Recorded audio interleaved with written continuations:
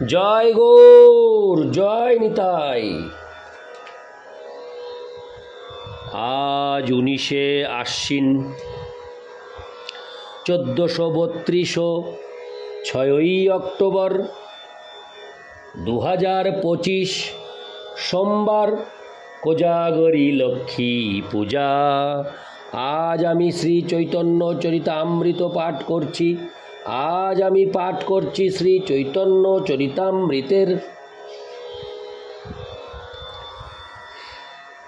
হরে কৃষ্ণ মধ্যলীলা প্রথম খণ্ড, দশম পরিচ্ছেদ। শ্রী চৈতন্য মহাপ্রভুর জগন্নাথপুরীতে প্রত্যাবর্তন এবং বৈষ্ণব সহ মিলনের শ্লোক 106 থেকে 114। নারায়ণ হে নারায়ণ, ভবভয় হরণম নারায়ণ। শ্লোক 106 থেকে 108। পরম বিরক্ত তেহ পরম পণ্ডিত, কায়মনে আশ্রী আসে শ্রীকৃষ্ণ চরিত। নিশ্চিন্তে কৃষ্ণ ভজিব এই তো কারণে, উন্মাদে করিল তেহ সন্ন্যাস গ্রহণে। সন্ন্যাস করিলা শিকা সূত্র ত্যাগ রূপ, যোগপট্ট না নিল নাম হইল স্বরূপ। শ্লোকার্থ: স্বরূপ দামোদর ছিলেন বিষয়ের প্রতি সম্পূর্ণ উদাসীন এবং পরম পণ্ডিত। তিনি কায় মনে শ্রীকৃষ্ণ চরিত আশ্রয় করেছিলেন। নিশ্চিন্তে কৃষ্ণ ভজন করার জন্য উন্মত্ত হয়ে তিনি সন্ন্যাস গ্রহণ করেছিলেন। তিনি শিকাসূত্র ত্যাগ রূপ সন্ন্যাস গ্রহণ করলেন, কিন্তু যোগপট্ট নিলেন না, তাই তার নাম হলো স্বরূপ। তাৎপর্য: সন্ন্যাস গ্রহণের কতকগুলি বিধি রয়েছে। অষ্টশ্রাদ্ধ, বিরজা হোম, শিখা মুণ্ডন, সূত্র ত্যাগ প্রভৃতি সন্ন্যাসকৃত্য স্বরূপ দামোদর সম্পাদন করেছিলেন, কিন্তু তিনি গৈরিক বসন, সন্ন্যাস নাম এবং দণ্ড গ্রহণের অপেক্ষা করেননি। তাই তার নৈষ্ঠিক ব্রহ্মচর্য সূচক দামোদর স্বরূপ নাম থেকেই যায়। প্রকৃতপক্ষে তিনি কেবল জড়জাগতিক জীবন ত্যাগ করেছিলেন। তিনি সন্ন্যাস আশ্রমের বিধিনিষেধ এবং অনুষ্ঠানের দ্বারা বিরক্ত হতে চাননি। তিনি কেবল নিশ্চিন্ত হয়ে কৃষ্ণ ভজন করার জন্য সন্ন্যাস গ্রহণ করেছিলেন। তিনি তার কায় মনোবাক্যে সন্ন্যাস গ্রহণ করেছিলেন।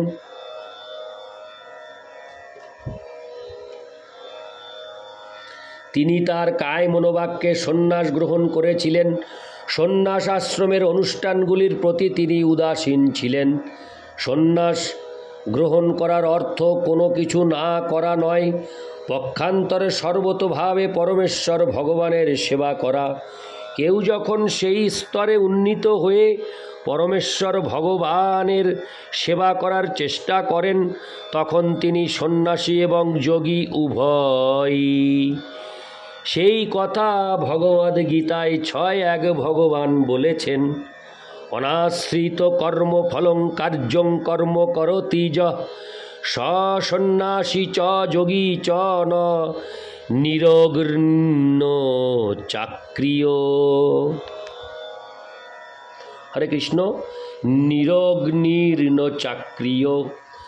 ভগবান বললেন, কর্মফল আদি ত্যাগ করলেই যে সন্ন্যাসী হয় সেরকম মনে করবে না, এবং দৈহিক চেষ্টা শূন্য হলে যে অষ্টাঙ্গ যোগী হয় তাও নয়। কর্মফলের আশা ত্যাগ করে যিনি কর্তব্য কর্ম বলে সমস্ত কর্ম করেন, তিনি সন্ন্যাসী এবং যোগী উভয়ই। ইতি শ্লোক 106 থেকে 108। শ্লোক 109। গুরু ঠাঙ্গি আজ্ঞা মাগি আইলা নীলাচলে, রাত্রি দিনে কৃষ্ণ প্রেমেন আনন্দ বিহব বলে। শ্লোকার্থ: সন্ন্যাস গুরুর অনুমতি নিয়ে স্বরূপ দামোদর নীলাচলে আসেন এবং শ্রী চৈতন্য মহাপ্রভুর চরণে আশ্রয় গ্রহণ করে তিনি রাত্রি দিন কৃষ্ণ প্রেমের আনন্দে বিহ্বল হন। ইতি শ্লোক 109। শ্লোক 110।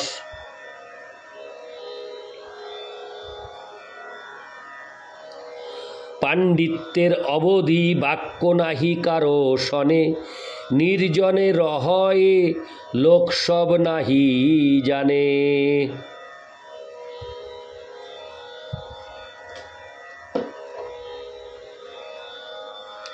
শ্লোকার্থ।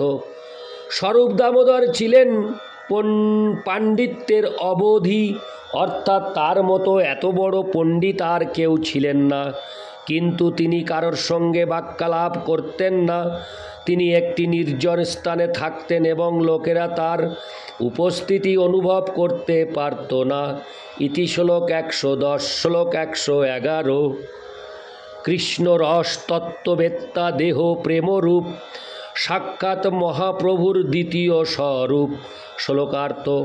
শ্রী স্বরূপ দামোদর ছিলেন কৃষ্ণ রস তত্ত্ববেত্তা এবং তার দেহ ছিল কৃষ্ণ প্রেমের মূর্ত প্রকাশ। তিনি ছিলেন সাক্ষাৎ শ্রী চৈতন্য মহাপ্রভুর দ্বিতীয় স্বরূপ। ইতি শ্লোক 111। শ্লোক 112। গ্রন্থ শ্লোক গীত কেহ প্রভু পাশে আনে, স্বরূপ পরীক্ষা কইলে পাছে প্রভু শুনে। শ্লোকার্থ। কেউ যখন কোনো গ্রন্থ শ্লোক বা গীত রচনা করে শ্রী চৈতন্য মহাপ্রভুকে তা শোনাতে চাইতেন, তখন স্বরূপ দামোদর প্রথমে তা পরীক্ষা করে দেখতেন। তারপর সেগুলি তার দ্বারা অনুমোদিত হলেই কেবল শ্রী চৈতন্য মহাপ্রভু তা শুনতেন। ইতি শ্লোক 112। শ্লোক 113। ভক্তি সিদ্ধান্ত বিরুদ্ধ আর রসাভাস, শুনিতে না হয় প্রভুর চিত্তের উল্লাস। শ্লোকার্থ। কোনো রচনা যদি ভক্তি সিদ্ধান্তের বিরোধী হতো অথবা তাতে যদি রসাভাস থাকত, তাহলে শ্রী চৈতন্য মহাপ্রভু তা শুনে আনন্দ পেতেন না। তাৎপর্য: অচিন্ত ভেদাভেদ দর্শনী ভক্তি সিদ্ধান্ত, তার বিরুদ্ধ যা তাই ভক্তি সিদ্ধান্ত বিরুদ্ধ।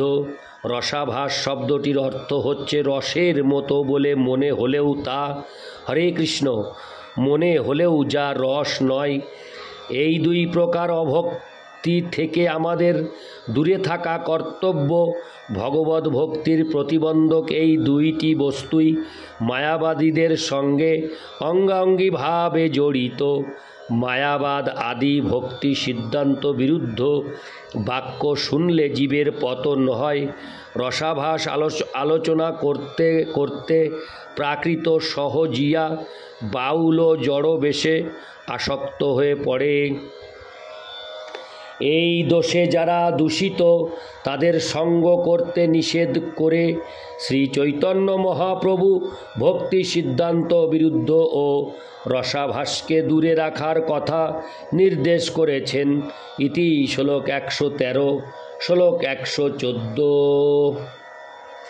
অতএব স্বরূপ আগে করে পরীক্ষণ, শুদ্ধ হয় যদি প্রভুরে করানো শ্রবণ।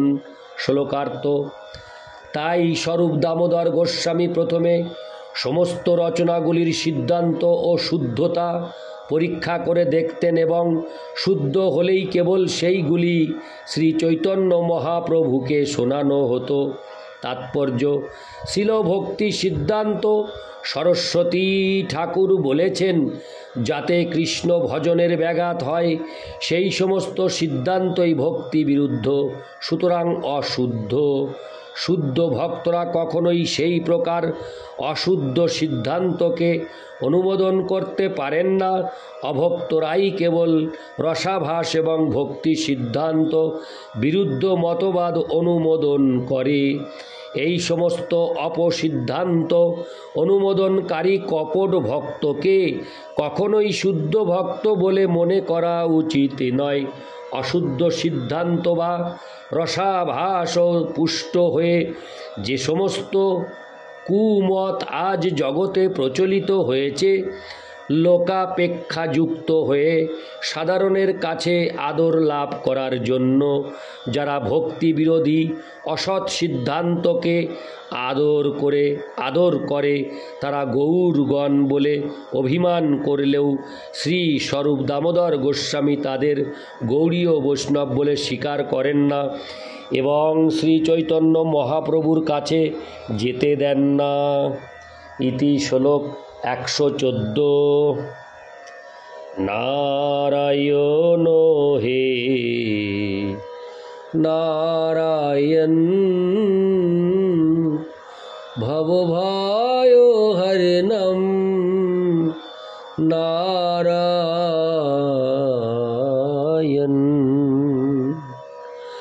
জয় গৌর, জয় নিতাই।